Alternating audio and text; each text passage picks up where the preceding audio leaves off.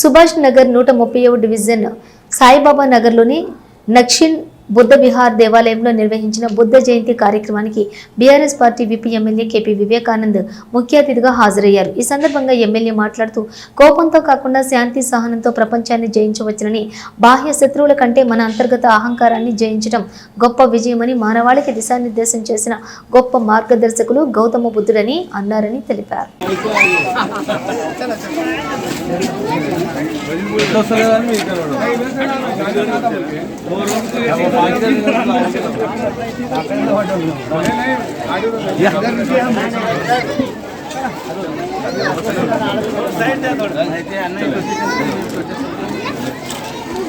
మన కుత్బులాపూర్ నియోజకవర్గంలో ఇక్కడ ఈ స్థానంలో జరిగింది.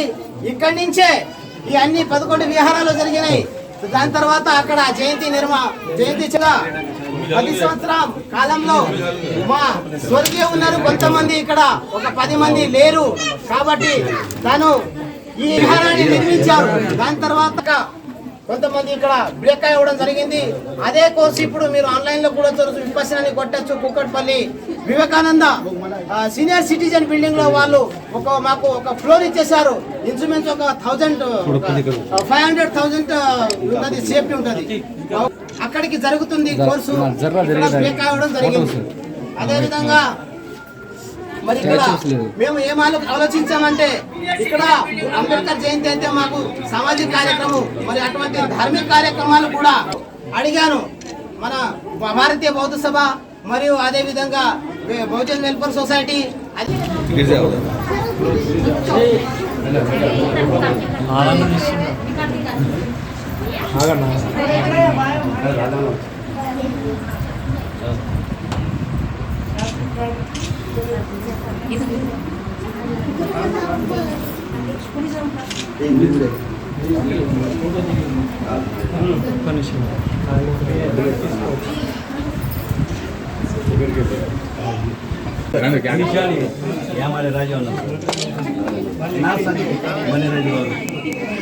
అట్లనే మాన్యరాజు గారు కూడా స్వాగతం.